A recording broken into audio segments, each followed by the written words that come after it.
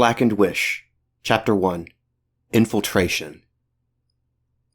A 12-year-old boy shouldn't have to watch someone die. He shouldn't have to witness the light leaving a person's eyes as they slip away into death's embrace. And he shouldn't have to experience the pain of thinking it's his fault, the crushing guilt that their life ended because of him. Nathan stared down at the body in front of him, his eyes fixated on the knife sticking out of its chest. Blood was oozing out from the wound, forming a puddle beneath him.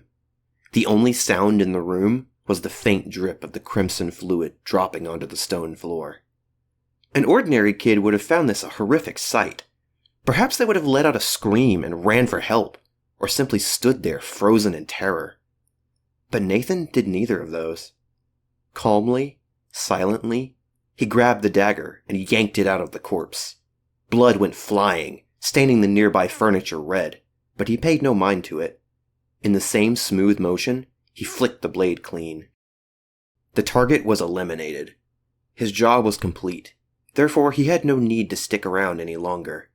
In fact, the longer he stayed, the higher his chances were of being caught. There was no point in adding any extra risk, especially when escaping unnoticed was already going to be difficult enough. Never mind the fact that he just assassinated the king. Infiltrating the castle was already a grave offense punishable by death. Actually, getting in was easy. With his abilities, scaling the castle wall had been simple. Then it was just a matter of avoiding the nighttime guards and making his way to the study. He knew that the king always went there every night to read, so all he had to do was get there and wait for him to show up. But now came the difficult part. He couldn't just climb the same wall he had before to get out. The exterior of the wall had plenty of cracks and holes, giving him enough handholds and footholds to clamber up and launch himself over. Comparatively, the inside of the wall was immaculate. It was smooth, and so clean it practically sparkled. Someone had clearly repaired it, and quite recently at that. So recently, in fact, that Nathan was not aware until the moment he jumped over the wall. By that point, it was too late. He had no choice but to improvise an escape, which was not something he had to do before. Every other assignment had a contingency plan, in case something went wrong and he had to abort. This was the first that had none, but due to the nature of the mission, he didn't question it. Undoubtedly, the castle was well guarded, meaning there would be few escape routes. If this intel detailed no alternative, that meant none existed. At least, that's what he believed at the time. But now that he was stuck with no backup plan, he started to question it. And the more he thought about it, the more suspicious he became. The assignment came seemingly out of the blue, at a time when all the other agents were busy with other jobs. The boss insisted it was urgent, and offered a handsome reward, leaving him little choice but to accept.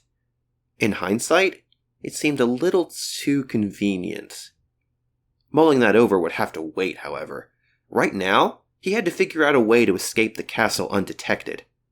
Fortunately, moving through the castle hallways wasn't a difficult task, due to his ability to turn himself invisible for 15-second bursts.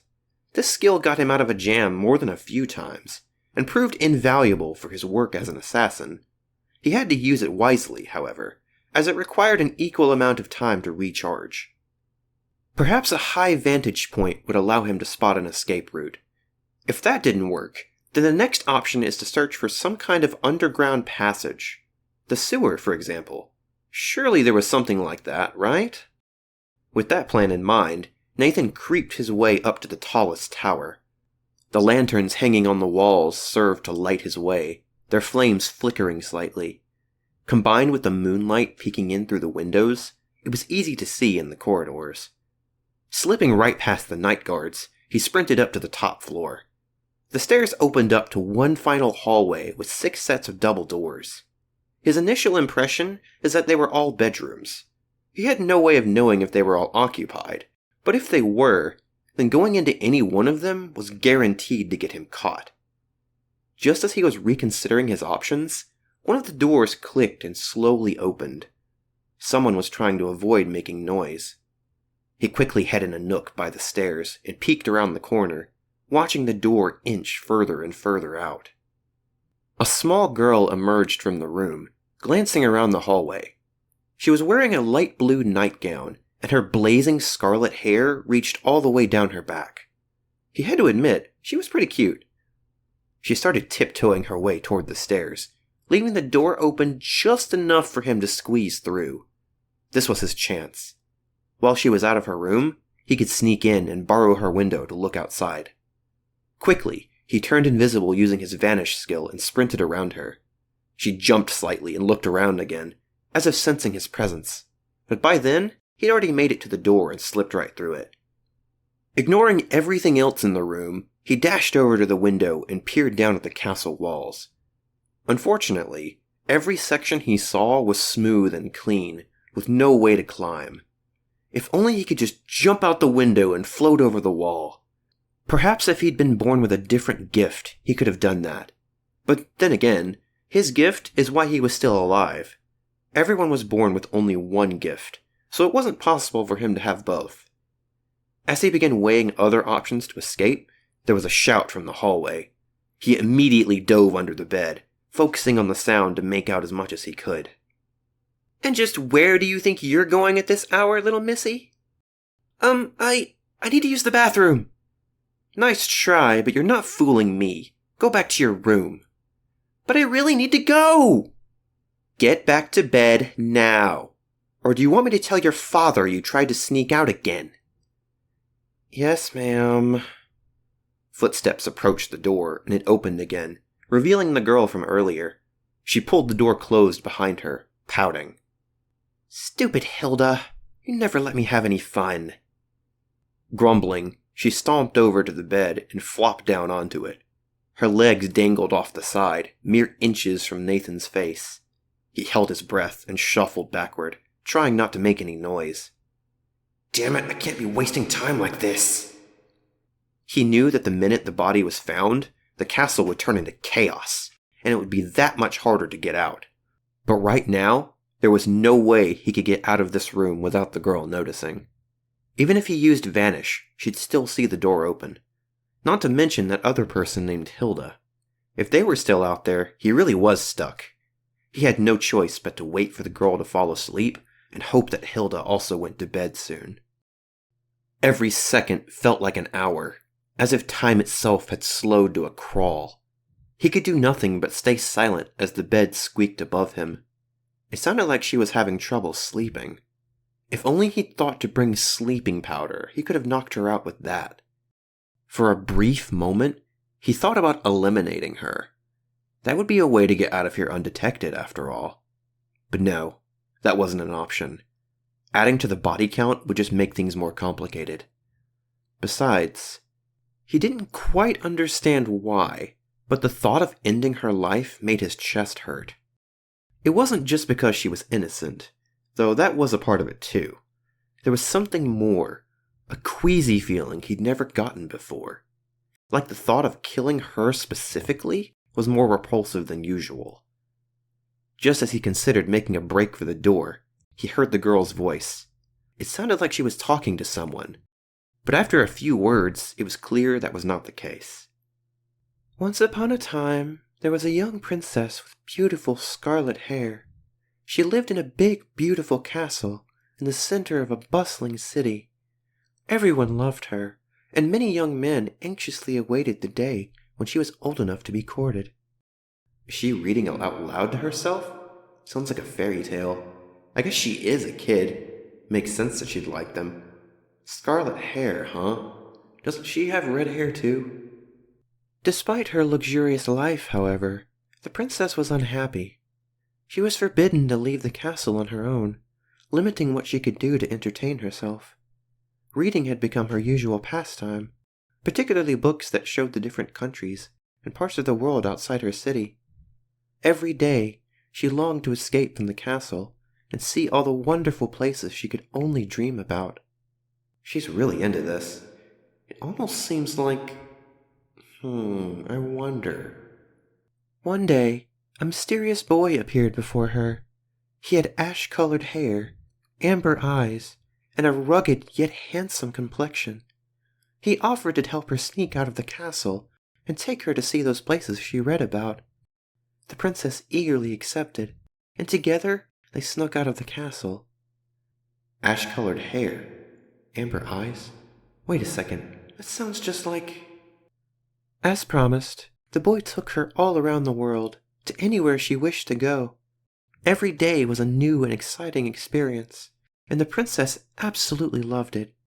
She was living a life she could only dream of living, and it was all thanks to him. By this point, Nathan was completely absorbed in listening to her. He was drinking in every word she read, not realizing how he was inching closer to the edge of the bed to hear her better. When the army finally caught up to her and tried to take her back, she refused.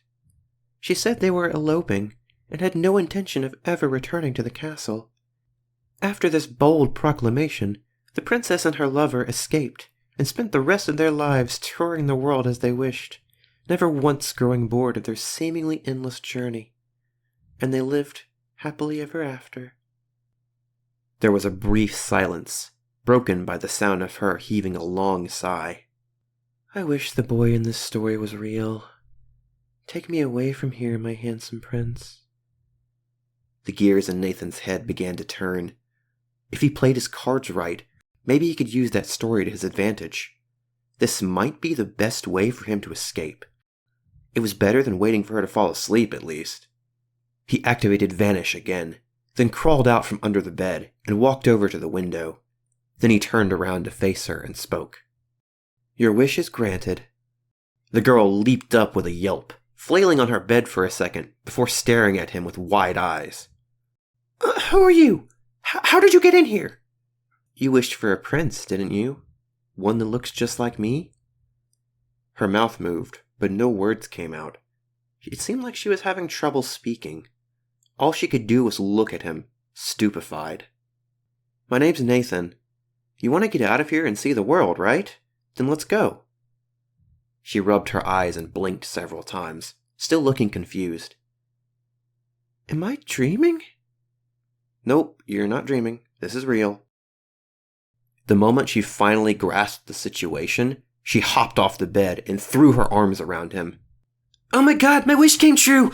I can't believe it! Whoa, hey, easy. Don't squeeze so hard. He managed to pry her arms off him, but she didn't back away. She just stared at his face, tears of joy beginning to crawl down her cheeks. Please, take me away from here, Nathan.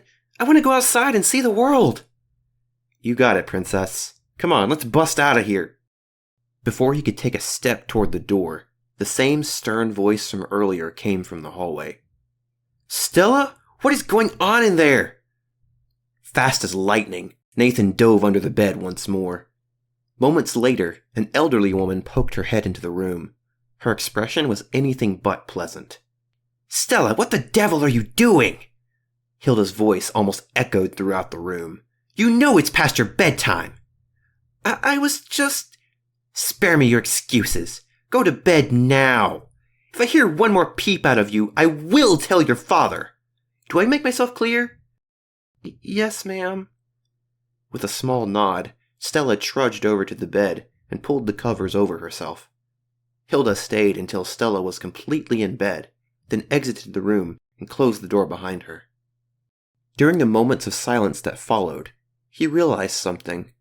Stella was the name of the daughter of the man he'd been sent to eliminate. In other words, she really was a princess. But more importantly... Nathan?